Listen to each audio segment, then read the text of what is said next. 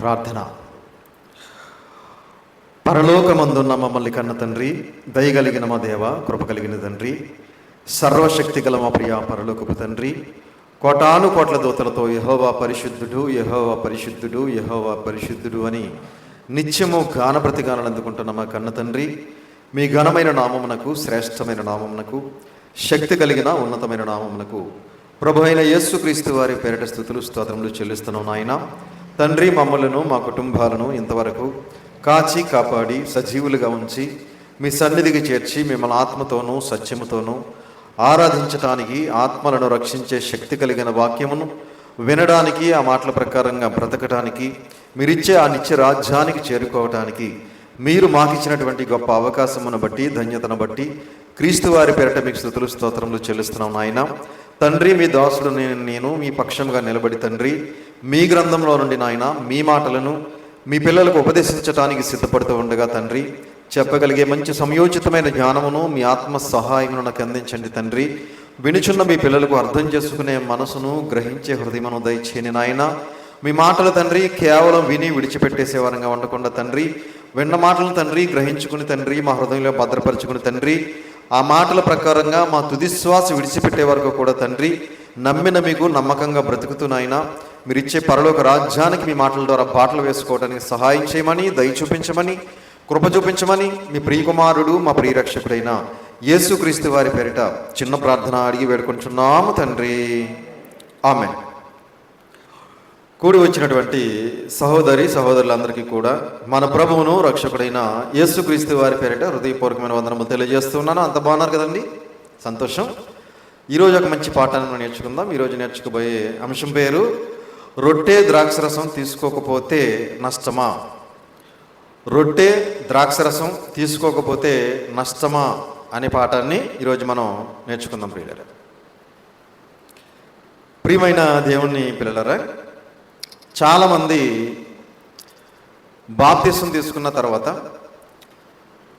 దేవుని సన్నిధికి వచ్చి కొంతకాలం రొట్టె ద్రాక్షరసం తీసుకుంటూ బల్లలో పాలు పంపులు పొందుతూ తమ భక్తి జీవితాన్ని కొనసాగించి కొంతకాలం తర్వాత ఏమవుతుందంటే చాలామంది దేవుని సన్నిధికి రావటం మానేసి రొట్టె ద్రాక్షరసం తీసుకోకపోయినా మాకు పెద్ద నష్టం ఏమీ లేదు అన్నట్టుగా ఈరోజు చాలామంది నిర్లక్ష్యంగా ఉంటున్నారు. ప్రియమైన దేవుని వల్ల అవునండి, చాలామంది రొట్టె ద్రాక్షరసం తీసుకోకపోయినా మాకు పెద్ద నష్టం ఏమీ లేదు అని చాలా నిర్లక్ష్యంగా చాలామంది వ్యవహరిస్తూ ఉన్నారు. కొంతమంది ఖాళీగా ఉండి ఇంటి దగ్గరైనా ఉండడానికి ఇష్టపడుతున్నారు. కానీ అమ్మో, ఈరోజు యేసుక్రీస్తు ప్రభుల వారి పునరుత్థాన దినం, నేను దేవుని సన్నిధికి వెళ్ళాలి, దేవుణ్ణి ఆత్మతో సత్యముతో ఆరాధించాలి, ప్రభు యొక్క బల్లలో పాలు పంపులు పొందాలి అనే ఆలోచన లేకుండా చాలామంది ఖాళీగా ఇంటి దగ్గర కూర్చునే వాళ్ళు కూడా ఉన్నారు. కొంతమంది షికారులకు వెళ్ళే వాళ్ళు ఉన్నారు. ఆదివారం రోజుని షికారులు చేసేవాళ్ళు కొంతమంది ఉన్నారు. కొంతమంది ఖాళీగా ఇంటి దగ్గర కూర్చుని కాలక్షేపం చేసేవాళ్ళు ఉన్నారు. మరికొంతమంది దేవుని సన్నిధికి వచ్చి కూడా కొంతమంది రొట్టె ద్రాక్షరసం తీసుకోలేని వాళ్ళు కూడా ఉన్నారు. మరో రోజు వాళ్ళకి ఏం జరిగిందో తెలియదు. మరి ఇంటి దగ్గర ఏమైనా గొడవ జరిగిందా, లేకపోతే వాళ్ళు ఏమైనా ఇబ్బందుల్లో ఉన్నారా, ఏదైనా సమస్యల్లో ఉన్నారా, మరి ఏమైందో తెలియదు. దేవుని సన్నిధికి వస్తారు, కానీ ఆ రొట్టె ద్రాక్షరసం ఇచ్చే సమయానికి వాళ్ళు తీసుకోరు. కొంతమంది ఏమండి, అందరూ తీసుకుంటూ ఉంటారు, వాళ్ళు మాత్రం తీసుకోరు. మరి ఎందుకు తీసుకోవట్లేదో వాళ్ళకే తెలియాలి. కొంతమంది అయితే ప్రియమైన దేవుని వాళ్ళరా అనారోగ్యాలతో హాస్పిటల్లో ఉండి తీసుకోవట్లేదు.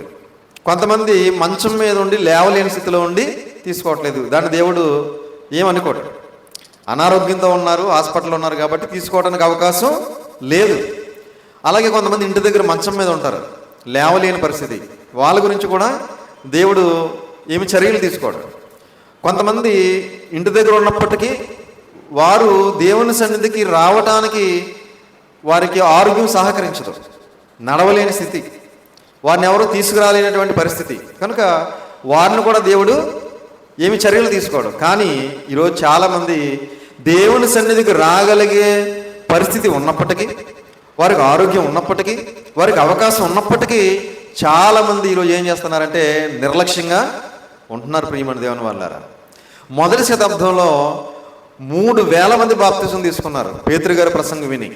వాళ్ళందరూ కూడా ఎలా రొట్టె ద్రాక్షరసాన్ని తీసుకున్నారో ఒకసారి మన బైబిల్ గ్రంథంలోకి వెళ్ళి చూడగలిగితే అపోస్తుల కార్యములు 2వ అధ్యాయము, అపోస్తుల కార్యములు 2వ అధ్యాయము 42వ వచనాన్ని జాగ్రత్తగా చూడండి ప్రియమైన దేవుని వాళ్ళారా. అపోస్తుల కార్యములు 2వ అధ్యాయము 42. వీరు అపోస్తుల బోధయందును సహవాసమందును రొట్టె విరుచుట యందును ప్రార్థన చేయుట యందును ఎడతెగక ఉండిరి. వీరు అంటే ఎవరు? 3,000 మంది బాప్తిసం పొందారు కదా, సంఘంలో చేర్చబడ్డారు కదా. ఈ 3,000 మంది వీరు అపోస్తుల బోధయందును సహవాసమందును రొట్టె విరుచుట యందును ప్రార్థన చేయుట యందును ఎడతెగక ఉండిరి. ఎడతెగక అంటే అర్థం ఏంటో తెలుసండి? ఎడతెగక అంటే మానకుండా అని. ఎడతెగక అంటే మానకుండా లేదా ఆగకుండా ఉన్నారట. ఏ విషయాల్లో? అపోస్తుల బోధ వినే విషయంలో, సహవాసం విషయంలో, రొట్టె విరిచే విషయంలో, ప్రార్థన చేసే విషయంలో మానక ఎడతెగక ఉండిరి అనే పదం రాయబడింది. కానీ ఈరోజు మన వాళ్ళు చాలామంది ఏం చేస్తున్నారు? మానేస్తున్నారు. అంటే రొట్టె ద్రాక్షరసం తీసుకోవటం అంత ఇంపార్టెంట్ ఏమీ కాదులే అన్నట్టుగా ఉన్నారు ఈరోజు. అవునండి, ఇప్పుడు మనం నీళ్లు తాగటం మానేస్తామండి? ఏమండి మానేస్తామా? ఆహారం తింటూ మానేస్తామండి? మానం. గాలి పీల్చుకోవటం మానేస్తామండి? మానం. నిద్రపోవటం మానేస్తామా? మానం. కానీ రొట్టె ద్రాక్షరసం మాత్రం ఈరోజు చాలామంది మానేస్తున్నారు ప్రియమైన దేవుని వాళ్ళారా. అంటే రొట్టె ద్రాక్షరసం యొక్క విలువ ఈరోజు చాలామందికి తెలియలేదు. మరి దేని విలువ తెలిసింది? డబ్బు విలువ తెలిసిందండి. ఏ విలువ తెలిసింది? డబ్బు విలువ తెలిసింది. కాబట్టి డబ్బు సంపాదించడానికి మాత్రం ఎంత దూరమైనా వెళ్తారు. బంగారం విలువ తెలిసింది, దాన్ని భద్రంగా దాచుకుంటారు బ్యాంకులోనో బీరువాలోనో. ఏమండి? అలాగే భూముల విలువ తెలిసింది. భూములు సంపాదించడంలో, భూముల్ని అమ్మడంలో, కొనడంలో చాలా పట్టభద్రులుగా ఉన్నారు. అంటే అన్ని విషయాల విలువ తెలిసింది, కానీ ఏ విలువ తెలియలేదంటే రొట్టె ద్రాక్షరసం యొక్క విలువ ఈరోజు చాలామందికి తెలియలేదు ప్రియమైన దేవుని వాళ్ళారా. ఏమంటే అందుకే నిర్లక్ష్యంగా ఉంటున్నారు.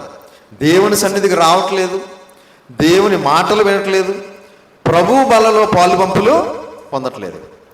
మొదటి శతాబ్దంలో బాప్తిసం పొందిన వారు మాత్రం ఎలా ఉన్నారట? అపోస్తుల బోధయందును సహవాసమందును రొట్టె విరుచుట యందును ప్రార్థన చేయటం యందును ఎడతెగక ఉండిరి. అంటే మానలేదన్నమాట. ఎప్పటి వరకు మానకూడదో తెలుసండి? మరణించే వరకు మానకూడదు. మనం అర్థమవుతుందండి? మరణించే వరకు కూడా ఈ రొట్టె ద్రాక్షరసం తీసుకోవటం అనేది మానకూడదు ప్రియమైన దేవుని వాళ్ళారా. ఏమండి? మొదటి శతాబ్దంలో అపోస్తులు ఏ రోజు తీసుకున్నారో ఒకసారి మనం చూడగలిగితే ఇదే అపోస్తుల కార్యములు 20వ అధ్యాయం, అపోస్తుల కార్యములు 20వ అధ్యాయం 7వ వచనం జాగ్రత్తగా చూడండి పిల్లరా. 27.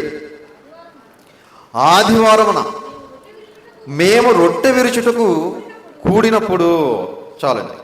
ఎప్పుడు తీసుకున్నారట? ఆదివారమున మేము రొట్టె విరుచుటకు కూడినప్పుడు. అంటే మొదటి శతాబ్దంలో అపోస్తులు కానీ ప్రారంభ ఆదిమ క్రైస్తవులు కానీ ఏ రోజు తీసుకున్నారంటే ఆదివారం తీసుకున్నారట రొట్టె ద్రాక్షరసం. ఏమండి? ఎందుకంటే ఆదివారం ఎవరి దినం? ప్రభు దినం అని రాయబడింది ప్రకటన గ్రంథం 1:10లో. ప్రకటన గ్రంథం 1వ అధ్యాయం తీయొద్దు 10వ వచనంలో ప్రభు దినము అని రాయబడింది. ఆదివారం ఎవరి దినం? ప్రభు దినం ఇది. ఎందుకంటే ఆదివారమే ఆయన పునరుత్థానుడయ్యాడు. అవునా? ఆదివారం ఆయన మృతుల్లో నుంచి ఏమయ్యాడు? తిరిగి లేచాడు. కాబట్టి ఆదివారమే వాళ్ళు మొదటి శతాబ్దంలో రొట్టె ద్రాక్షరసాన్ని తీసుకున్నారు. కానీ ఈరోజు చాలామంది ఏ రోజు ఇస్తున్నారు తెలుసండి? ఈరోజు చాలామంది ఆదివారం ఇవ్వట్లేదు, కొంతమంది శుక్రవారం ఇస్తున్నారు. ఏమండి? ఒక ఆయన ఉన్నాడంట, ఈ మధ్యకాలంలో తెలిసింది, ఆదివారం ఆరాధన జరిపిస్తాడంట, కానీ ఆదివారం రొట్టె ద్రాక్షరసం ఇవ్వడంట. మరి ఎప్పుడు ఇస్తాడంటే శుక్రవారం రమ్మంటాడంట. శుక్రవారం ఇస్తాడంట, అది కూడా నెలకు ఒకసారి. కావండి, కొంతమంది శుక్రవారం ఇస్తున్నారు, కొంతమంది బుధవారం ఇచ్చేవాళ్ళు ఉన్నారు, కొంతమంది మంగళవారం ఇచ్చేవాళ్ళు ఉన్నారు, కొంతమంది శనివారం ఇచ్చేవాళ్ళు ఉన్నారు, కొంతమంది సోమవారం ఇచ్చేవాళ్ళు. అంటే మీ ఇష్టం. ఇంకా బైబిల్లో ఇంకా క్రమం అంటూ ఏమీ లేదా? బైబిల్లో దేవుడు చెప్పినటువంటి మాటల ప్రకారంగా చేయరా అంటే చేయరండి. వీళ్ళకి నచ్చినట్టుగా వీళ్ళు చేసుకుంటూ వెళ్ళిపోతున్నారు. బైబిల్ గ్రంథంలో ఇదిగో ఏమనుంది? మేము ఆదివారమున రొట్టె విరుచుటకు కూడినప్పుడు. అంటే రొట్టె విరవడానికి ఎప్పుడు కూడారంటే ఆదివారం కూడారు. ఏమండి, ప్రతి ఆదివారం అని లేదు కదా అని అంటున్నాడు ఒక ఆయన.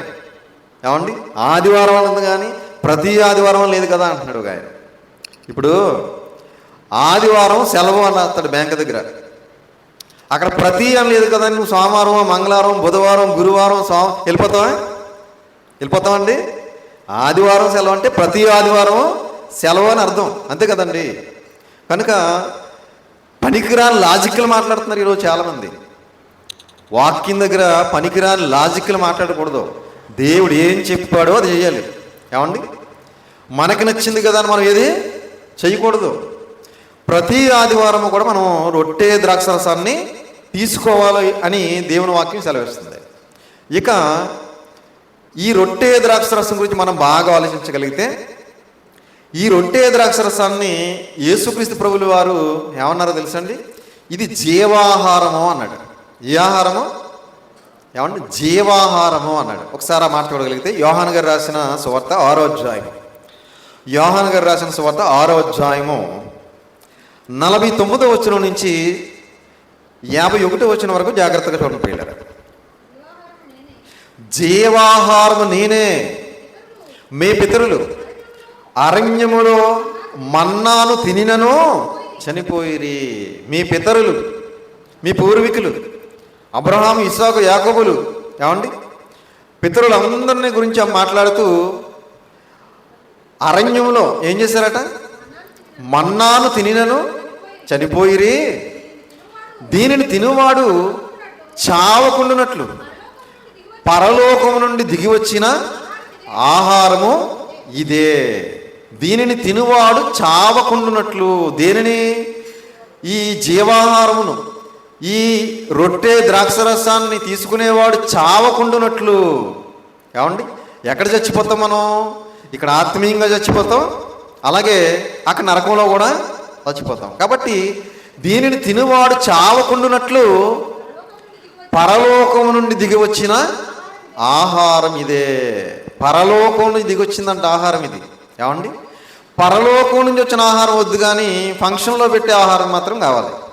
ఏమండి, ఆదివారం ఏదైనా ఫంక్షన్ ఉందన్నారనుకోండి, ఫంక్షన్కి వెళ్ళిపోతూ ఉంటారు అందరూ. ఎందుకు? ఆహారం కోసం, అంతే కదండి. మంచి ముక్క కక్కలు దొరుకుతాయి కదా అక్కడ. అంటే ఫంక్షన్లో పెట్టే ఆహారం ఉన్న ప్రాముఖ్యత దేనికి ఇవ్వట్లేదు ఈరోజు? పరలోకం నుంచి వచ్చిన ఆహారానికి ఇవ్వట్లేదు. ప్రియమైన దేవుని పిల్లారా, పరలోకం నుంచి ఎందుకు వచ్చింది ఆహారం? నిన్ను బ్రతికించడానికి, నిన్ను జీవింపజేయడానికి. అవునా? మీరు బ్రతుకున్నట్లు అనే పదం ఉంది కదా.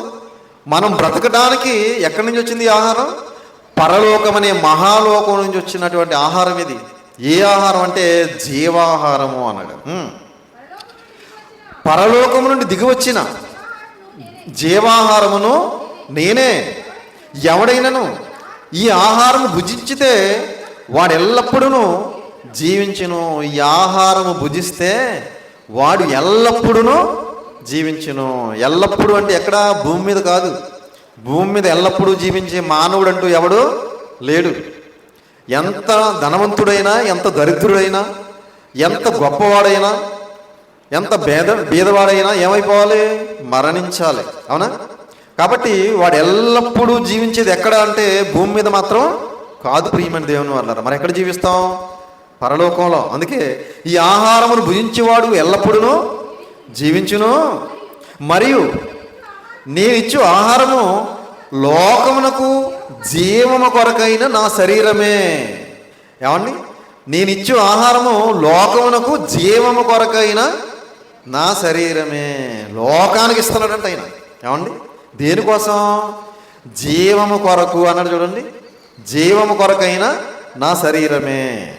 నా శరీరాన్ని ఈ లోకానికి ఎందుకు ఇస్తున్నాను అంటే ఏమండి, జీవము కొరకు అన్నాడు. ఏ జీవం? నిత్య జీవం. నిత్యము ఉండే ఒక జీవితాన్ని మనం పొందుకోవాలంటే ఈ భూమి మీద క్రీస్తు కట్టినటువంటి సంఘంలో మనం ఏం చేయాలి? ఆయన శరీరానికి గుర్తుగా రొట్టెను మనం భుజించాలి. ఆయన రక్తానికి గుర్తుగా ద్రాక్షరసాన్ని తీసుకోవాలి. ఇలా మనం భుజించినప్పుడు, ఇలా మనం ద్రాక్షరసాన్ని తీసుకున్నప్పుడు ఇది మనల్ని ఎక్కడికి నడిపిస్తుందట? జీవానికి, నిత్య జీవానికి నడిపిస్తుందట. ఏమండి, మనం నిత్య జీవానికి వెళ్ళాలంటే ఇదిగో రొట్టె ద్రాక్షరసాన్ని మనం తప్పనిసరిగా తీసుకోవాలి. తీసుకోకపోతే మనం నిత్య జీవానికి వెళ్ళే అవకాశం ఉందండి? మనం పరలోకానికి వెళ్ళే అవకాశం ఉందా అంటే పరలోకానికి వెళ్ళే అవకాశం లేదు ప్రియమైన దేవుని వల్ల. కానీ ఈరోజు చాలామంది రొట్టె ద్రాక్షరసాన్ని చాలా సింపుల్గా నిర్లక్ష్యం చేస్తున్నారు. ఏం కాదులే రొట్టె అనుకుంటున్నారు, ఏం కాదులే ద్రాక్షరసం అనుకుంటున్నారు. రొట్టెని రొట్టెగా భావిస్తున్నారు, ద్రాక్షరసాన్ని ద్రాక్షరసంగా భావిస్తున్నారు. ప్రియమైన దేవుని వల్ల రొట్టెని రొట్టెగా మనం ఇప్పుడు కూడా భావించకూడదు. రొట్టె తీసుకుంటున్నామంటే క్రీస్తు శరీరాన్ని జ్ఞాపకం చేసుకుని మనం తీసుకోవాలి దాన్ని. ద్రాక్షరసాన్ని తీసుకుంటున్నామంటే క్రీస్తు రక్తాన్ని జ్ఞాపకం చేసుకుని మనం దాన్ని తీసుకోవాలి. ఎందుకంటే ఆయన పరిశుద్ధమైనటువంటి శరీరాన్ని, పరిశుద్ధమైనటువంటి రక్తాన్ని మన కోసం సిలువలో దారపోసాడు ఆయన. కాబట్టి మనం దాన్ని ఎప్పుడు కూడా నిర్లక్ష్యంగా చూడకూడదు. ఈరోజు చాలామంది నిర్లక్ష్యం చేస్తున్నారు. మనం జీవము గలవారిగా ఉండాలంటే ఏం చేయాలో కూడా ఆయన చెప్పాడు. ఒకసారి చూద్దాం. ఇదే యోహాను గారు రాసిన సువార్త 6వ అధ్యాయం 53 వచనం చూడండి. 6:53. కావున యేసు ఇట్లా నేను మీరు మనుష్య కుమారుని శరీరము తిని ఆయన రక్తము త్రాగితేనే గాని మీలో మీరు జీవము గలవారు కారు. తీసారమ్మా? అందరూ చూడాలి. 6వ అధ్యాయం 53 వచనం. యేసుక్రీస్తు వారు అంటున్నారట, ఏమంటున్నారు? మీరు మనుష్య కుమారుని శరీరము తిని ఆయన రక్తము త్రాగితేనే గాని మీలో మీరు జీవము గలవారు కారు. మీలో మీరు జీవము కలిగిన వారిగా ఉండాలి అంటే యేసుక్రీస్తు వారి యొక్క శరీరానికి గుర్తుగా రొట్టెను, ఆయన రక్తమునకు గుర్తుగా ద్రాక్షరసమును ఏం చేయాలి? తీసుకోవాలి. ఒకవేళ మనం తీసుకోవట్లేదు అనుకోండి, మనం జీవం గలవారిగా ఉంటామా, జీవం లేని వారిగా ఉంటామా? ఈ మాటను బట్టి ఒకవేళ మనం రొట్టె ద్రాక్షరసం తీసుకోవట్లేదు, ఏమండి, దేవుని సన్నిధికి వెళ్ళట్లేదు, మన సొంత పనుల్లో మునిగిపోయాము, సొంత కార్యక్రమాల్లో తిరుగుతున్నాము, ఇప్పుడు మనం జీవం గలవారిగా ఉన్నట్ట, జీవం లేని వారిగా ఉన్నట్ట? ఏమండి, ఈరోజు చాలామంది నిర్లక్ష్యం చేసి ఏం కాదులే అనుకుంటూ, ఏమండి, ఈ లోకంలో వారి సొంత కార్యక్రమాల్లో మునిగిపోయిన వారు కొందరైతే, ఈ లోకంలో సరదాగా కాలక్షేపం చేసేవారు కొందరైతే, ఫంక్షన్ల కోసం పరుగులెట్టేవారు కొందరైతే, ఇలా చాలామంది ఉన్నారు సమాజంలో. రొట్టె ద్రాక్షరసాన్ని నిర్లక్ష్యం చేస్తూ ఈరోజు చాలామంది దేవుని సన్నిధికి రాకుండా, దేవుని మాటలు వినకుండా, ఈ బల్లారాధనలో పాల్పంపులు పొందకుండా చాలామంది నిర్లక్ష్యం చేస్తున్నారు. వాళ్ళందరూ జీవము లేనివారు అని చెప్తుంది బైబిల్. అర్థమవుతుందండి? ఎవరైతే రొట్టె ద్రాక్షరసం తీసుకుంటారో వారు మాత్రమే జీవము కలిగిన వారు దేవుని దృష్టిలో. ఏమండి, ఒకవేళ నువ్వు తీసుకోవట్లేదా అయితే నువ్వు దేవుని దృష్టిలో జీవము లేనివాడు. అంటే జీవించుచున్నావన్న పేరు మాత్రం ఉన్నది కానీ నువ్వు మృతుడవే అన్నాడు. అంటే నువ్వు దేవుని దృష్టిలో చచ్చిపోయినట్టే. నువ్వు భౌతికంగా బ్రతుకుంటావు కానీ దేవుని దృష్టిలో నువ్వు మరణించిన వాడు, నువ్వు చనిపోయిన వాళ్ళ లెక్కలోనే ఉంటావు అంటుంది. కనుక ప్రియమైన దేవుని పిల్లరా, మనం జీవం కలిగిన వారిగా ఉండాలి అంటే దేవుని దృష్టిలో మనం ఖచ్చితంగా యేసుక్రీస్తు వారి శరీరానికి గుర్తుగా రొట్టెను, ఆయన రక్తానికి గుర్తుగా ద్రాక్షరసాన్ని ఖచ్చితంగా తీసుకోవాలి. ఇది ఆజ్ఞది, ఇది ఆచారం కాదు. ఆయన ఆజ్ఞను ఏం చేస్తున్నారు? ఈరోజు అతిక్రమిస్తున్నారు ప్రియమైన దేవుని వాళ్ళారా. ఆజ్ఞాతిక్రమమే పాపము, పాపం వల్ల వచ్చే జీతము మరణము అన్నాడు. ఏ మరణం? రెండో మరణం, నిత్యాగ్ని దండానికి వెళ్ళిపోతాం మనం రొట్టె ద్రాక్షరసం తీసుకోకపోతే. ప్రియమైన దేవుని వాళ్ళరా, కనుక ఈరోజు చాలామంది ఉన్నారు క్రైస్తవ్యంలో నిర్లక్ష్యం చేసేవాళ్ళు. ఏమండి, ఎప్పుడు నిర్లక్ష్యం చేయకూడదు. మనం మరణించే వరకు మానకుండా చేయాలి. మనం దీన్ని మన తుది శ్వాస విడిచిపెట్టే వరకు, ఆరోగ్యం ఉన్నంత వరకు, అవకాశం ఉన్నంత వరకు, అవయవాలన్నీ చక్కగా పనిచేసినంత వరకు కూడా మనం తప్పనిసరిగా ప్రభు బలలో పాలు పంపులు పొందాలి ప్రియమైన దేవుని వాళ్ళారా. అలాగే ఇదే యేసుక్రీస్తు వారు మరొక అపోస్తులైన పౌలు గారి ద్వారా దేవుడు ఒక అద్భుతమైన మాట తెలియజేశాడు. ఈ రొట్టె ద్రాక్షరసం తీసుకోవటం ద్వారా మనం దేంట్లో పాలు పంపులు పొందుతున్నాం తెలుసండి? కొరింథీయులకు రాసిన మొదటి పత్రిక 10వ అధ్యాయం, కొరింథీయులకు రాసిన మొదటి పత్రిక 10వ అధ్యాయం వాక్యపఠనం చేసుకున్నాం కదా, 16-17 వచనాలు. కొరింథీయులకు రాసినటువంటి మొదటి పత్రిక 10వ అధ్యాయం 16-17 వచనాలు జాగ్రత్తగా చూడండి పిల్లరా. మనము దీవించు ఆశీర్వచనపు పాత్రలోనిది త్రాగుట క్రీస్తు రక్తములో పాలు పుచ్చుకొనుటయే కదా. మనము విరిచి రొట్టె తినుట క్రీస్తు శరీరములో పాలు పుచ్చుకొనుటయే కదా. మనం ఎందులో పాలు పుచ్చుకుంటున్నామట? అమ్మ తీసిరా, కొరింథీయులకు రాసిన మొదటి పత్రిక 10వ అధ్యాయం 16-17 వచనాలు అందరూ చూడాలి, అందరూ వినాలి. మనము దీవించు ఆశీర్వచనపు పాత్రలోనిది త్రాగుట. మనం ఎందులో తాగుతున్నాం? మనల్ని దీవించే ఆశీర్వచనపు పాత్రలోనిది మనం త్రాగుతున్నాం. అర్థమవుతుందా? దేవుని దీవెన, దేవుని ఆశీర్వాదం దీని ద్వారా వస్తుంది అంటున్నాడు చూడండి. మనము దీవించు ఆశీర్వచనపు పాత్రలోనిది త్రాగుట. ప్రియమైన దేవుని పిల్లలారా, మనకు ఆశీర్వాదము దీవెన కూడా దేని ద్వారా వస్తుంది? ఈ రొట్టె ద్రాక్షరసం ద్వారా కూడా మనకి దీవెన ఆశీర్వాదం వస్తుందని చెప్తుంది వాక్యం. త్రాగుట క్రీస్తు రక్తములో పాలు పుచ్చుకొనుటయే కదా. ఎప్పుడు 2000 సంవత్సరాల క్రితం గోల్గతా అనే కొండ మీద యేసుక్రీస్తు ప్రభువు వారు చిందించిన రక్తంలో మనందరం ఏమవుతున్నామట? పాలు పంపులు పొందుతున్నామట. ఇది చిన్న విషయం అండి ఇది. ఏమండి, 2025 సంవత్సరాల క్రితం యేసుక్రీస్తు వారు ఎక్కడో ఇజ్రాయెల్ దేశంలో గోల్గతా అనే కొండ మీద సిలువలో చిందించినటువంటి ఆ పవిత్రమైన పరిశుద్ధమైన రక్తంలో మనం తీసుకునే ఈ ద్రాక్షరసంలో మనం ఏమవుతున్నామట? పాలు పంపులు పొందుతున్నామట. చిన్న విషయం అండి ఇది. దీన్ని ఎంత నిర్లక్ష్యం చేస్తున్నారు ఈరోజు. ప్రియమైన దేవుని పిల్లరా, నిర్లక్ష్యం చేయొచ్చండి? ఎట్టి పరిస్థితుల్లో నిర్లక్ష్యం చేయకూడదండి. ఫంక్షన్ ఉందండి అంటూ ఉంటారు, పని ఉందండి అంటూ ఉంటారు, ఎక్కడికో వెళ్ళాల్సి వచ్చిందండి అంటారు. ఇప్పుడు ఉదాహరణకి నేను వాకింగ్ చెప్తాను కదా, నాకు కార్డులు ఇస్తారు కదా ఫంక్షన్కి రమ్మని. ఇస్తారా ఎవరా? నేను మనిషినే కదా, నన్ను ఎక్కడికో ఆహ్వానిస్తూ ఉంటారు కొన్ని సందర్భాల్లో. మరి నేను ఏం చేయాలి? అప్పుడు ఇక్కడ చర్చికి రావటం మానేసి ఫంక్షన్కి వెళ్తే మరి ఇక్కడ వాక్యం ఎవరు చెప్తారు? అవునా? మరి నేను కూడా వెళ్ళిపోవచ్చు కదా. ఫంక్షన్ ఉందండి, చాలా ఇంపార్టెంట్ అండి, మా సొంత బంధువులండి అని నేను కూడా వెళ్ళిపోవచ్చు. మరి నేను ఎందుకు వెళ్ళట్లేదు? నాకు ఫంక్షన్ కంటే ఏది ముఖ్యం? ఏమండి, నాకు ఫంక్షన్ ముఖ్యం కాదు, ప్రభు బల్లారాధన ముఖ్యం నాకు. అర్థమవుతుందా? ప్రతి ఒక్కరూ అలాగే ఆలోచించాలి. ఆదివారం అయితే మేము రామని చెప్పాలి ఎవరికైనా సరే తెగించి. అర్థమవుతుందా? మీరు ఇంకో రోజు పెట్టుకోండి, ఇంకో రోజు పిలవండి, మేము వస్తాం. ఆదివారం మాత్రం మీరు ₹1,00,000 ఇచ్చినా మేము రాము అని తెగేసి చెప్పాలి. ఎందుకంటే అంత విలువైనది ఇది. ఏమండి, తర్వాత చదవండి. మనము విరుచు రొట్టె తినుట క్రీస్తు శరీరములో పాలు పుచ్చుకొనుటయే కదా. మనం విరిచే రొట్టె, మనం తినే రొట్టె ఎందులోనట? క్రీస్తు శరీరములో పాలు పుచ్చుకొనుటయే కదా. ప్రియమైన దేవుని వాళ్ళారా, మనం తింటున్నటువంటి రొట్టె క్రీస్తు శరీరంలో పాలు పుచ్చుకుంటున్నామట. ఏమండి, ఏదో రొట్టె అనుకుంటున్నారు, ద్రాక్షరసం అనుకుని చాలా తేలిగ్గా తినేసి తాగేసి మూతుడుచుకుని వెళ్ళిపోతున్నారు చాలామంది ఈరోజు.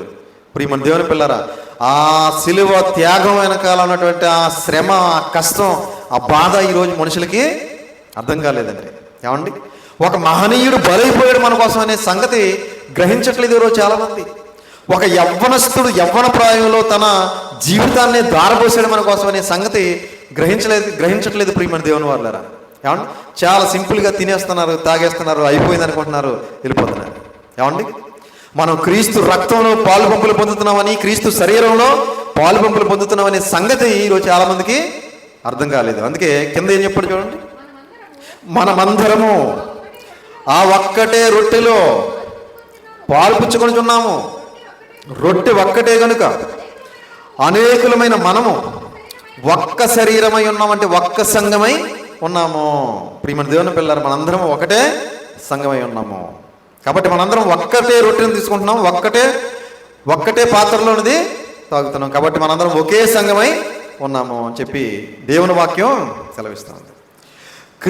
యేసుక్రీస్తు వారు శరీరానికి గుర్తుగా రొట్టెను, ఆయన రక్తానికి గుర్తుగా ద్రాక్షరసాన్ని తీసుకుంటేనే మనం నిత్య జీవానికి వెళతామట. ఎవరు చెప్పారు చూస్తారు ఈ మాట? యోహాను సువార్త 6వ అధ్యాయం. యోహాను సువార్త 6వ అధ్యాయము 56వ వచనం జాగ్రత్తగా చూడండి పిల్లలు. యోహాను గారు రాసిన సువార్త 6వ అధ్యాయము 54వ వచనం, క్షమించాలి 54. నా శరీరము తిని నా రక్తము త్రాగువాడే నిత్య జీవము గలవాడు, అంత్యదినమున నేను వారిని లేపుదును. నా శరీరము తిని నా రక్తము త్రాగువాడే నిత్య జీవము గలవాడు, అంత్యదినమున వారిని లేపుదును. ఎవరు చెప్తున్నారు ఈ మాట? స్వయంగా సాక్షాత్తు యేసుక్రీస్తు ప్రభువుల వారు చెబుతున్నటువంటి మాట ఇది. ఏమండి? నా శరీరము తిని నా రక్తము త్రాగువాడే నిత్య జీవము గలవాడు అంటే త్రాగేవాడు నిత్య జీవం గలవాడు, త్రాగనోడు నిత్య నరకానికి వెళతాడు అని అర్థం. త్రాగేవాడు నిత్య జీవం గలవాడు అంటే త్రాగనోడు నిత్య నరకానికి వెళ్ళేవాడు అని అర్థం. అంతే కదండి ప్రియమైన దేవుని పిల్లారా? కనుక నా శరీరము తిని నా రక్తము త్రాగువాడే నిత్య జీవం గలవాడు, అంత్యదినమున నేను వారిని లేపుదును. కాబట్టి ప్రియమైన దేవుని వాళ్ళారా, మనమందరము కూడా నిత్య జీవానికి వెళ్ళాలంటే, పరలోక రాజ్యానికి వెళ్ళాలంటే, స్వర్గానికి వెళ్ళాలంటే మనందరము కూడా ప్రతి ఆదివారము కూడా ఆరాధనలో ఏం చేయాలి? యేసుక్రీస్తు వారి శరీరానికి సాదృశ్యంగా రొట్టెని తీసుకోవాలి, ఆయన రక్తానికి సాదృశ్యంగా ద్రాక్షరసాన్ని తీసుకోవాలి. ఒకవేళ మనం తీసుకోకుండా నిర్లక్ష్యం చేస్తున్నామా, అయితే మనందరము కూడా నిత్య జీవానికి వెళ్ళేవారు కాము అని యేసుక్రీస్తు వారి స్వయంగా తెలియజేస్తున్నారు. కనుక ప్రియమైన దేవుని వాళ్ళారా, మనమందరము కూడా నిత్య జీవానికి వెళ్ళాలి అంటే క్రమం తప్పకుండా ప్రతి ఆదివారము కూడా దేవుని సన్నిధికి రావాలి, ఆరాధనలో పాల్గొనాలి, ఆత్మతో సత్యముతో దేవుణ్ణి ఆరాధించాలి, ఆత్మలను రక్షించే శక్తి కలిగిన వాక్యాన్ని వినాలి, అలాగే ప్రభు వల్లలో మనం పాలుపంపులు పొందాలి. అలా మనందరము మన జీవితాన్ని కొనసాగించినప్పుడే పరలోకం అనే మహాలోకానికి వెళతాం. ప్రియమైన దేవుని వాళ్ళారా, మనం ఖాళీగా ఉన్నప్పుడు వచ్చి, ఖాళీ లేనప్పుడు మానేసి, ఫంక్షన్ ఉన్నప్పుడు ఎక్కడికో వెళ్ళిపోయి, ఫంక్షన్ లేనప్పుడు పరిగెత్తుకొచ్చి, అలా మన ఇష్టానుసారంగా మనకు నచ్చినప్పుడు వచ్చి, మనకు నచ్చినప్పుడు మానేస్తే మనం నిత్య జీవానికి వెళ్ళలేం. ప్రియమైన దేవుని వాళ్ళారు. అందుకే ఇదే యేసుక్రీస్తు వారు ఇదే 6వ అధ్యాయంలో 53వ వచనంలో ఏం చెప్పారు చూడండి. కావున యేసు ఇట్ల నేను, మీరు మనుష్య కుమారుని శరీరము తిని ఆయన రక్తము త్రాగితేనే గాని మీలో మీరు జీవము గలవారు కారు. ప్రియమైన దేవుని పిల్లలారా, మనమందరము 56వ వచనం చదవండి, క్షమించాలి 56వ వచనం. నా శరీరము తిని నా రక్తము త్రాగువాడు నా యందును నేను వాని యందును నిలిచి ఉందుము. నా శరీరము తిని నా రక్తము త్రాగువాడు ఎక్కడుంటారట? యేసుక్రీస్తు వారి యందు ఉంటామంట. మనం యేసుక్రీస్తు వారి మన యందు ఉంటాడట. మనం యేసుక్రీస్తునందు, యేసుక్రీస్తు మన యందు ఉండాలంటే మనం ఏం చేయాలి? యేసుక్రీస్తు వారి శరీరానికి సాదృశ్యంగా రొట్టెను తీసుకోవాలి, యేసుక్రీస్తు వారి రక్తానికి సాదృశ్యంగా ద్రాక్షరసాన్ని తీసుకోవాలి. అప్పుడు మనం ఆయన యందు ఉంటాం, ఆయనేమో మన యందు ఉంటాడు. పిల్ల ఒకవేళ తీసుకోకపోతే మనం ఆయన యందు ఉండం, ఆయన మన యందు ఉండడు, మనం నిత్య జీవానికి వెళ్ళము అని చెప్పి దేవుని వాక్యం సెలవిస్తుంది పిల్లలు. కాబట్టి రొట్టె ద్రాక్షరసాన్ని నిర్లక్ష్యం చేసే ప్రతి ఒక్కరూ కూడా తెలుసుకోవాల్సిన విషయం ఏంటంటే, మనమందరము కూడా పరలోకానికి వెళ్ళాలంటే ఖచ్చితంగా ప్రతి ఆదివారము రొట్టె ద్రాక్షరసాన్ని తప్పనిసరిగా తీసుకోవాలి. అలాగని రొట్టె ద్రాక్షరసం తీసుకుంటే సరిపోతుంది, నిత్య జీవానికి వెళ్ళిపోతాం అనుకుంటే మన పొరపాటు. ఏమండి? పరిశుద్ధత కలిగి జీవించాలి, పవిత్రత కలిగి జీవించాలి, యథార్థత కలిగి జీవించాలి, నీతిగా జీవించాలి. మనకు నచ్చినట్టుగా విచ్చలవిడిగా జీవిస్తూ రొట్టె ద్రాక్షరసం తీసుకున్నంత మాత్రాన మనం పరలోకానికి వెళ్ళం. ప్రియమైన దేవుని వాళ్ళారా, ఈరోజు చాలామంది ఉన్నారు ఇలాంటి బ్యాచ్. వాళ్ళకి నచ్చినట్టుగా తాగుతూ ఉంటారు, తిరుగుతూ ఉంటారు, వ్యభిచారం చేస్తూ ఉంటారు, జారత్వం చేస్తూ ఉంటారు, భయంకరమైన పేకాట్లు, గుండాట్లు, కోడిపందాలు అన్ని అలవాట్లు ఉంటాయి. మరలా దేవుని సన్నిధికి వచ్చి ఆదివారం రొట్టె ద్రాక్షరసం తీసుకుంటూ ఉంటారు. మరి వెళ్ళిపోతారా పరలోకానికి? ఎట్టి పరిస్థితుల్లోనూ పరలోకానికి, ఇలాంటి వ్యసనాలు ఉన్నవాడు ఎవ్వడూ పరలోకానికి వెళ్ళడని దేవుని వాక్యం సెలవిస్తుంది. ఎవడైతే పరిశుద్ధత పవిత్రత కలిగి బ్రతుకుతాడో, భయభక్తులు కలిగి బ్రతుకుతాడో, విశ్వాసం కలిగి బ్రతుకుతాడో, ఎవడైతే వాక్యానికి లోబడతాడో, ఎవడైతే దేవునికి భయపడతాడో, ఎవడైతే ఈ బల్లారాధనలో పాల్గొంపులు పొందుతాడో ప్రతి ఆదివారం క్రమం తప్పకుండా, అలాంటి వారు మాత్రమే పరలోకానికి వెళతారు ప్రియులారా. అందుకే అపోస్తలుడైన పౌలు గారి ద్వారా దేవుడు ఒక అద్భుతమైన మాట తెలియజేశాడు. కొరింథీయులకు రాసిన మొదటి పత్రిక 11వ అధ్యాయం, కొరింథీయులకు రాసిన మొదటి పత్రిక 11వ అధ్యాయం 23వ వచనం నుంచి జాగ్రత్తగా చూడండి పిల్లలు. మనం ఎన్నోసార్లు చదువుకున్నటువంటి మాటలు. కొరింథీయులకు రాసిన మొదటి పత్రిక 11వ అధ్యాయం 23 నుంచి, నేను మీకు అప్పగించిన దానిని ప్రభువు వలన పొంది తిని, ప్రభువు అయిన యేసు తాను అప్పగింపబడిన రాత్రి ఒక రొట్టెను ఎత్తుకొని కృతజ్ఞతాస్తుతులు చెల్లించి దానిని విరిచి, ఇది మీ కొరకైన నా శరీరము, నన్ను జ్ఞాపకం చేసుకున్నట్టుకై దీనిని చేయుడని చెప్పాను. యేసుక్రీస్తు వారి శరీరానికి గుర్తుగా రొట్టెను తీసుకున్న ప్రతిసారి మనం ఎవరిని జ్ఞాపకం చేసుకోవాలి? యేసుక్రీస్తు వారిని జ్ఞాపకం చేసుకోవాలి. ఆయన శిలువ త్యాగాన్ని జ్ఞాపకం చేసుకోవాలి.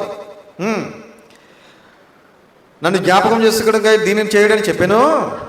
ఆ ప్రకారమే భోజనమైన పిమ్మట ఆయన పాత్రను ఎత్తుకొని, ఈ పాత్ర నా రక్తం వలన అయిన కొత్త నిబంధన, మీరు దీనిలోని త్రాగునప్పుడెల్లా నన్ను జ్ఞాపకం చేసుకున్నట్టుగా దీనిని చేయడని చెప్పాను. యేసుక్రీస్తు వారి రక్తానికి సాదృశ్యంగా ద్రాక్షరసాన్ని తీసుకుంటున్నప్పుడల్లా మనం ఎవరిని జ్ఞాపకం చేసుకోవాలి? ఏమండి? యేసుక్రీస్తు ప్రభువుల వారి శిలువ త్యాగాన్ని జ్ఞాపకం చేసుకోవాలి. ఏమండి? మనందరి కోసం ఒక పవిత్రుడు చనిపోయాడు, ఒక పరిశుద్ధుడు ప్రాణం పోగొట్టుకున్నాడు, పవిత్రమైన రక్తాన్ని మన కోసం దారబోసాడని ఆయన శిలువ త్యాగాన్ని జ్ఞాపకం చేసుకోవాలి. మీరు ఈ పాత్రలోని త్రాగినప్పుడల్లా ఆయన జ్ఞాపకం చేసుకోండి, ప్రభు వచ్చే వరకు ఆయన మరణమును ప్రచురించుదురు. ఆయన వచ్చే వరకు మనం ఏం చేయాలంటే, రొట్టె ద్రాక్షారసం తీసుకున్న ప్రతి ఒక్కరూ కూడా ఆయన మరణాన్ని ప్రకటించాలట.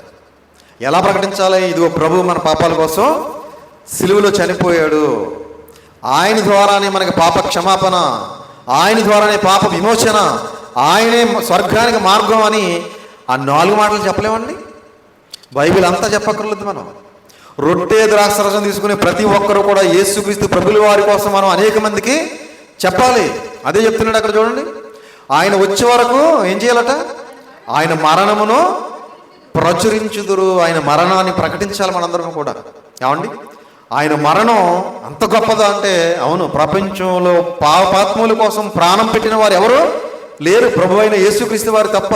కాబట్టి ఆయన మన కోసం మరణించాడని ఆయన మరణాన్ని ప్రకటించాలి. మరణాన్ని ప్రకటించట్లేదు కానీ ఆయన పుట్టినరోజును ప్రకటిస్తున్నారు అందరూ. సంవత్సరానికి ఒకసారి క్రిస్మస్ అని చెప్పి డిసెంబర్ నెల మొదలుకొని జనవరి నెలాఖరు వరకు కూడా ఇదిగో యేసుక్రీస్తు పశువుల్లో పాకలో పుట్టాడని ప్రచారం చేస్తున్నారు.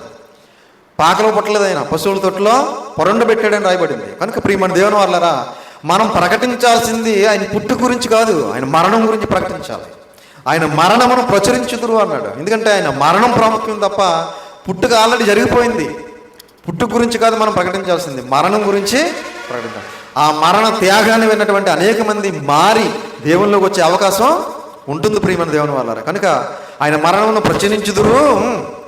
కాబట్టి ఎవడు అయోగ్యముగా ప్రభు యొక్క రొట్టెను తినునో లేక ఆయన పాత్రలోనిది త్రాగునో వాడు ప్రభు యొక్క శరీరమును గూర్చి రక్తమును గూర్చి అపరాధి యొగును. దీన్ని మనం అయోగ్యంగా తీసుకోకూడదట, అయోగ్యంగా తీసుకోకూడదట.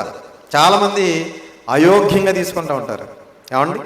అంటే అయోగ్యంగా అంటే ఆయన మరణాన్ని ప్రచురించకుండా సువార్త పనిలో పాలిభాగస్తులు కాకుండా తీసుకోవడమే అయోగ్యంగా తీసుకోవటం. అర్థమవుతుందండి?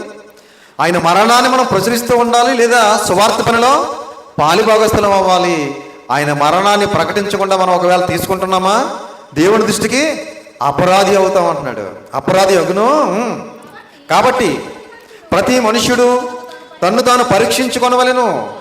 అలాగూ చేసి ఆ రొట్టెను తిని ఆ పాత్రలోని త్రాగవలెను. ప్రతి మనుషుడు తను తాను ఏం చేయాలి? పరీక్షించుకోవాలి. ఏమని పరీక్షించుకోవాలి?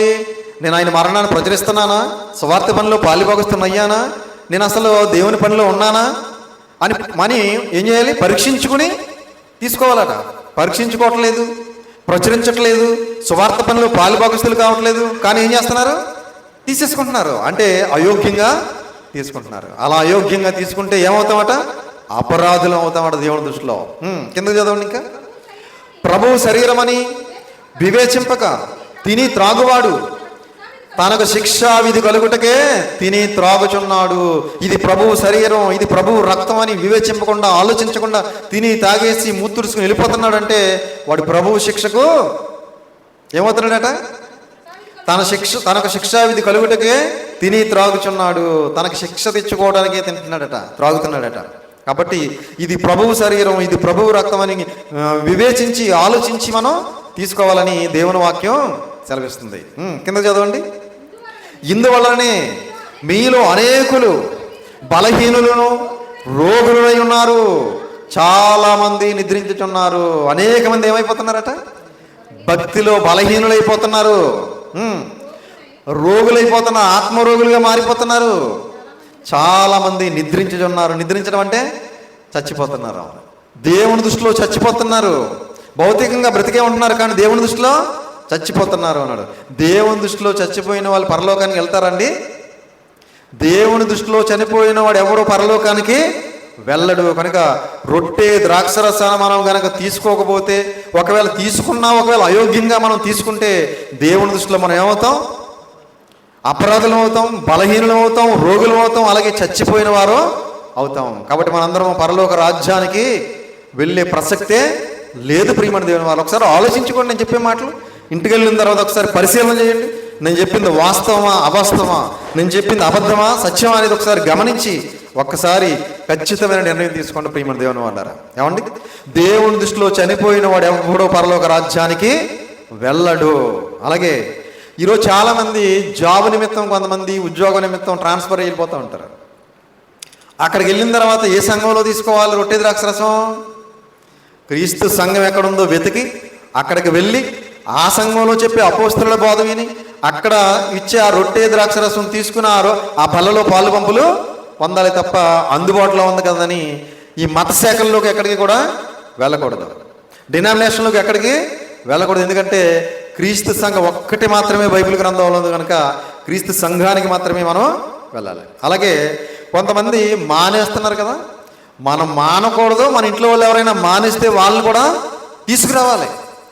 మనం మానకూడదు. మరికొంతమందిని మన ఇంట్లో వాళ్ళు ఎవరైనా మానేస్తుంటే వాళ్ళని తీసుకురావాలి. మన చుట్టుపక్కల ఎవరైనా మానేస్తుంటే వాళ్ళని కూడా తీసుకురావాలి. ఇదిగో మనం ఈరోజు ఆదివారం, ప్రభు దినం, పునరుత్థాన దినం, దేవుని సన్నిధికి వెళ్ళాలి, దేవుణ్ణి ఆరాధించాలి. ఇదిగో ప్రభు వాళ్ళలో మనం పాలు పంపులు పొందాలని మానేస్తున్న వారిని పురుకొల్పి వారిని కూడా దేవుని సన్నిధికి నడిపించాల్సినటువంటి బాధ్యత మనందరి మీద ఉంది. ప్రియులారా, స్కూల్కి వెళ్ళే పిల్లలు ఉంటారు కదా, పిల్లలు అప్పుడప్పుడు వెళ్తున్నారనుకోండి, వాళ్ళు నెక్స్ట్ క్లాస్లోకి వెళ్ళగలుగుతారా? నెలకు ఒక రోజు 2 రోజులు వెళ్తున్నారనుకోండి, ఏమండి, నెక్స్ట్ క్లాస్లోకి వెళ్ళగలుగుతారా? వెళ్ళలేరు. ఇప్పుడు మనకు నచ్చినప్పుడు వస్తున్నాం, మనకు నచ్చినప్పుడు మానేస్తున్నాం, మనకు ఖాళీ ఉంటే వస్తున్నాం, పని ఉంటే మానేస్తున్నాం అనుకోండి, పరలోకానికి వెళ్ళగలమండి? పరలోకానికి వెళ్ళలేము. కాబట్టి 6 దినాలు నీ ఇష్టం, నీ పనులన్నీ చేసుకో, ఉద్యోగాలు చేసుకో, వ్యాపారాలు చేసుకో, నీ పనులన్నీ చక్కబెట్టుకో. కానీ ఆదివారం మాత్రం ప్రభువు దినం కనుక ఆదివారం ఎట్టి పరిస్థితుల్లో మనం ఎన్ని పనులున్నా కూడా పక్కన పెట్టాలి, ఎన్ని ఫంక్షన్లు ఉన్నా పక్కన పెట్టాలి, ఎన్ని కార్యక్రమాలు ఉన్నా కూడా వాటన్నిటినీ పక్కన పెట్టి ప్రభువుకి ప్రాధాన్యత ఇవ్వాలి, ప్రభువు సన్నిధికి రావాలి, ప్రభువుని ఆత్మతో సత్యముతో ఆరాధించాలి, ప్రభువు బలలో పాలు పంపులు పొందాలి. ప్రియమైన దేవుని వల్ల లేకపోతే మనందరం నిత్య జీవానికి వెళ్ళే అవకాశం లేదు. ఇప్పుడు ఇదే రైట్ అని ఈ బోధలోకి వచ్చాం, ఈ సంఘంలోకి వచ్చాం. వచ్చిన తర్వాత మళ్ళీ నిర్లక్ష్యం చేస్తున్నామంటే, ఇప్పుడు ఇవన్నీ తప్పు, ఇదే రైట్ అని వచ్చాం, వచ్చిన తర్వాత మళ్ళీ మనం నిర్లక్ష్యం చేస్తున్నామంటే, మానేస్తున్నామంటే మనకంటే దౌర్భాగ్యుడు ప్రపంచంలో మరొకడు ఉండడు. ప్రియమైన దేవుని వాళ్ళ కాబట్టి మనం ఎట్టి పరిస్థితుల్లో నిర్లక్ష్యం చేయకూడదు. కాబట్టి ఇంతవరకు మానేస్తే మానేసాం, ఇక మీదట మనం మానకూడదు. ఎప్పటి వరకు? మరణించే వరకు మానకూడదు. ఏమండి? కాబట్టి అందరూ కూడా ఆ విధంగా ఉండాలని ప్రేమపూర్వకంగా తెలియజేస్తూ ఈ మాటలు ముగిస్తున్నాను. తలలు వంచండి, చిన్న ప్రార్థన చేసుకుందాం. ప్రార్థన. పరలోకమందున్న మమ్మల్ని కన్న తండ్రి, దయగలిగిన మా దేవ, కృప కలిగిన మా తండ్రి, మీ ఘనమైన నామమునకు, శ్రేష్టమైన నామమునకు, ఉన్నతమైన శక్తి కలిగిన నామమునకు ప్రభు అయిన యేసుక్రీస్తు వారి పేరిట స్తుతులు స్తోత్రములు చెల్లిస్తున్నాం ఆయన తండ్రి. మరి ఇప్పటి వరకు మీ పరిశుద్ధ గ్రంథంలో నుండి ఎన్నో విలువైన మాటలు, అమూల్యమైన మాటలు, శక్తి కలిగిన మాటలు మేమందరం విన్నాం తండ్రి. విన్న మాటలు తండ్రి గమనించుకుని గ్రహించుకుని మా హృదయంలో భద్రపరుచుకుని తండ్రి ఆ మాటల ప్రకారంగా మేమందరం బ్రతకడానికి సహాయం చేయండి నాయన. విత్తబడిన వాక్యాన్ని దుష్టుడు చెత్తుకుని పోకుండా మా అందరి హృదయాలలో 30దంతలుగా 60దంతలుగా 100ంతలుగా ఫలింపజేసి సమస్త మహిమ ఘనత ప్రభావాలు మీరు మాత్రమే పొందుకోమని మీ ప్రియ కుమారుడు మా ప్రియ రక్షకుడైన యేసుక్రీస్తు వారి పేరిట చిన్న ప్రార్థన అడిగి వేడుకొనుచున్నాము తండ్రి. ఆమేన్. అందరికీ వందనాలు.